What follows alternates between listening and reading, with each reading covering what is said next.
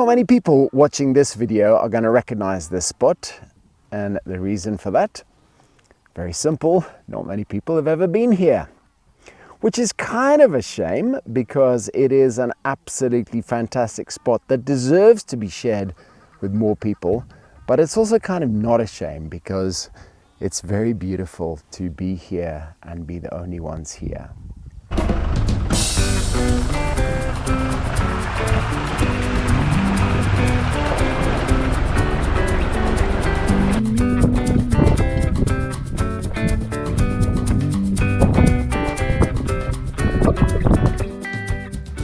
How's it guys? My name is Gus, the African plant hunter, and this is the second episode in my ongoing series on our grand tour around Zimbabwe. For those of you who do know, congratulations. For those of you who don't, let me tell you, this is Hwange Pan and Kazuma Pan National Park in the northwest of Zimbabwe, right on the Botswana border. It's really a very, very remarkable place. And as I said, it's a place that gets visited very little. I once had a look at the visitor's book here and saw that there had not been more than 2 or 3 people in the last 3 months who'd visited this park. So unsurprisingly, when you get here, you do pretty much have the entire park all to yourselves. But let me fill you in on what we've been up to the last few days. Our first episode was shot from Tuskers Camp on the edge of Hwange. From there, we came in through main camp, did the beautiful Ngweshla loop. We went down to Kennedy Pan, Ngweshla, Jambile, and then back up onto the main road, and then through to Hwange Pan, where we spent the night. Hwange Pan is a picnic site there, and it's a lovely spot to camp. There's a lot of wildlife around there. We had lions calling all night, plenty of elephant coming to the pan, which is just by the campsite.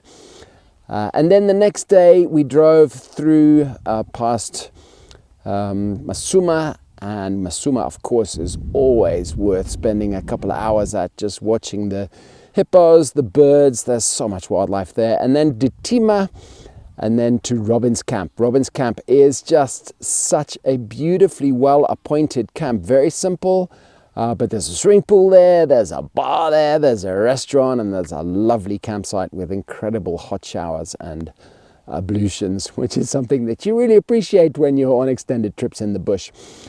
We had some fantastic game viewing around Robin's. Some of our groups had a really beautiful sighting of a female lion with cubs.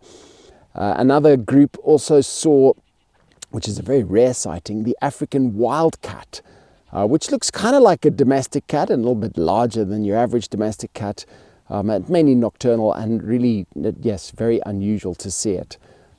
Beautiful coloring and yellow behind its ears. From Robins, we drove up yesterday here to Pandamatenga border post, which is probably one of Zimbabwe's quietest border posts going into Botswana, and then right along the border, along the historic old Hunters Road. Many travelers along there, missionaries and various sort of vagabondy types in the late 1800s. And then we came here to Kazuma Pan National Park, and we're going to be here for the next couple of days and enjoying it before we go to Victoria Falls. Kazuma is really unusual in Zimbabwe because it looks all the world like a piece of Botswana that just happens to have wound up on the wrong side of the border. And you can see animals here that you don't see anywhere else in the country.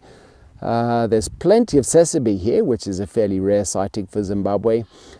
If you're incredibly lucky, you might get to see the odd oryx or gemsbok, which is more often associated with the western part of southern Africa, Botswana and Namibia, but occasionally strays across into Zimbabwe in Hwange National Park or Kazuma Pan. I personally have never seen one here, but always hopeful.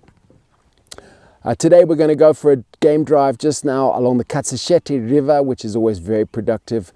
Lots of giraffe, buffalo, elephant, and I'm sure we'll see. Yesterday we saw wildebeest, zebra, and plenty of other things. What I'm really hoping to see is a bat-eared fox, which I haven't seen for a while, and those are quite rare these days. Oh, we also saw wild dog last night here at Hwange Pan. Tonight we're going to go super tactical and spend the evening. It's full moon at the moment, so we're going to spend the evening very, very quietly looking out on Kazuma Pan and hiding from the wildlife to see what comes along. Anyway, guys, I hope you enjoyed this little episode, episode 2 in our ongoing grand tour of Zimbabwe. The next day we will be going on to Victoria Falls and then along the Zambezi River towards Hwange National Park, another fantastic hidden gem in this beautiful country of ours. If you're enjoying these episodes, just keep looking at African Plant Hunter on Instagram, Facebook. You can also look at selfdriveadventures.com. Self-Drive Adventures is the company through whom this group behind me have been organized, and of course there's space on our tour in 2026 if you would like to join. So just check out selfdriveadventures.com. All right, guys, I will catch you later. Take it easy. Bye.